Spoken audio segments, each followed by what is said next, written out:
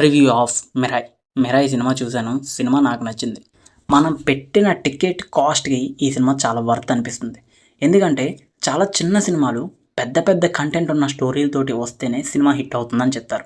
But ఈ cinema unanimous hit. ఎందుకంటే television ఛానల్స్‌లో గానీ, న్యూస్ పేపర్స్‌లో గానీ, సోషల్ మీడియా ప్లాట్‌ఫామ్స్‌లో గానీ ఈ సినిమా గురించి అందరూ కూడా పాజిటివ్ వైబ్స్ తోటే మాట్లాడుతున్నారు. ఎందుకంటే సినిమా చూసిన వాళ్ళందరికీ సినిమా చాలా నచ్చింది. సినిమా కంటెంట్ అలాంటిది. ఫ్యాంటసీ మూవీస్ అనేది ఇష్టపడే వారికి ఈ సినిమా తప్పకుండా నచ్చుతుంది. అలాగే అందరికీ కూడా నచ్చుతుంది. ఫ్యాంటసీ మూవీస్ ఇష్టపడే వారికి అనే కాదు, మిగతా వాళ్ళకి కూడా నచ్చుతుంది ఈ సినిమా. సో సినిమా రివ్యూలోకి వెళ్ళే ముందు మన ఛానల్‌కి ఎవరైనా కొత్తగా వచ్చినట్లయితే సబ్స్క్రైబ్ చేయండి. ఈ సినిమా స్టోరీ నేను అక్కడ రివీల్ చేయను. ఎందుకంటే రివీల్ చేశాను అనుకోండి క్యూరియాసిటీ అనేది తగ్గిపోతుంది. నేను ఒక చిన్న ప్లాట్ అయితే చెప్తాను. ఆ ప్లాట్ ఏంటంటే మిరాయ్ అనే ఆయుధం హీరోకి దక్కినప్పుడు ఈ లోకాన్ని ఆ ఆయుధంతో ఎలా కాపాడగలిగాడు అన్నది స్టోరీ. ఇది చిన్న స్టోరీ లైన్. బట్ కానీ సినిమాలో ఉంటాయి ఫైట్ సీన్స్ కానీ, ఎలివేషన్ సీన్స్ కానీ, లేదంటే ఆ ఎలివేషన్ సీన్స్కి పట్ట బీజమ్స్ కానీ సినిమా థియేటర్లోని ఎక్స్పీరియన్సే వేరు. ఇలాంటి సినిమాలు థియేటర్లో చూస్తేనే ఆ ఎక్స్పీరియన్స్ ఉంటుంది. మళ్ళీ ఓటీటీలో కానీ, టీవీలో చూసినప్పుడు కానీ ఆ ఎక్స్పీరియన్స్ కలగదు. సో అందుకనే don't miss in theatres, watch and only theatres. ఇంకా ఈ సినిమాకి పెద్ద ప్లస్ పాయింట్లు ఏమైనా ఉన్నాయి అంటే తేజ సజ్జా గారు, అలాగే మంచు మనోజ్, అలాగే శ్రియ, వీళ్ళ ముగ్గురు ఈ సినిమాకి and pillar of the movie అని చెప్పాలి. మ్యూజిక్ డైరెక్టర్ కూడా ఈ సినిమాకి చాలా పెద్ద ప్లస్ పాయింట్ అని చెప్పాలి. ప్రతి ఫైట్ సీన్స్కి, ఎలివేషన్స్కి మంచి బీజిఎంని, మంచి సాంగ్స్ని అందించారు సినిమాలోని. ఎక్కువగా ఈ సినిమా నిలబడడానికి పెద్ద ప్లస్ పాయింట్ ఏమైనా ఉన్నది అంటే డైరెక్టర్ కార్తిక్. తన ప్రీవియస్ ఫిలిమ్స్ ఫ్లాప్ అయ్యాయని తెలిసి కూడా తను వర్క్ని ఇంత బెటర్గా మార్చుకున్నాడు అంటే అంత బెస్ట్ ఫిలింని, అంత బెస్ట్ కంటెంట్ ఉన్న మూవీని మనకి అందించాడు. సో కార్తిక్ గారు ఈ సినిమా కోసం పెట్టిన 3 సంవత్సరాల ఎఫెక్ట్ సినిమా చూస్తుంటే మనకు అర్థమైపోతుంది. అండ్ విఎఫ్ఎక్స్ క్వాలిటీ ఎక్కడా తగ్గలేదు. సినిమా ప్రొడక్షన్ వాల్యూస్ కూడా చాలా బాగున్నాయి.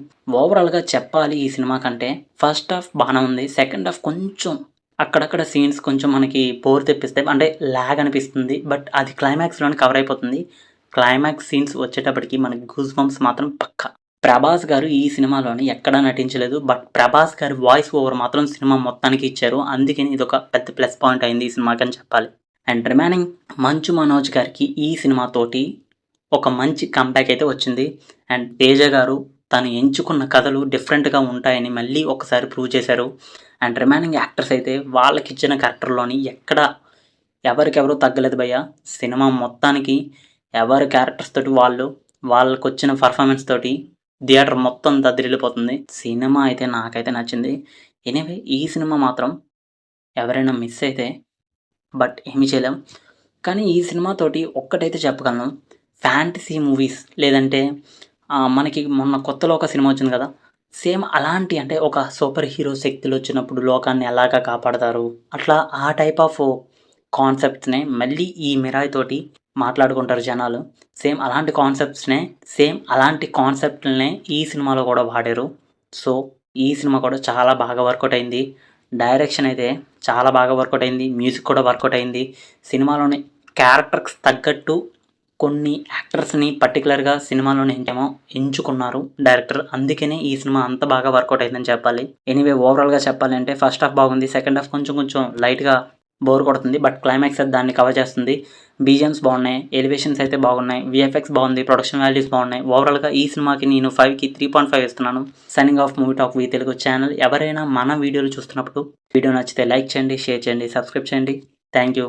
ఇలాంటి ఫ్యాంటసీ సినిమాలు తీసేటప్పుడు చాలా రిస్క్ ఉంటుంది. ఎందుకంటే మనం దేవుడి మీద ఒక వైపు తీస్తున్నప్పుడు ఇంకోటి ఏంటంటే ఎక్కడ కూడా ఎవరికి ఇష్టం లేకుండా ఉండకూడదు. కొన్ని క్యారెక్టర్లు కానీ ఎక్కడ తగ్గినా లేదంటే అది రివర్స్ కొడుతుంది.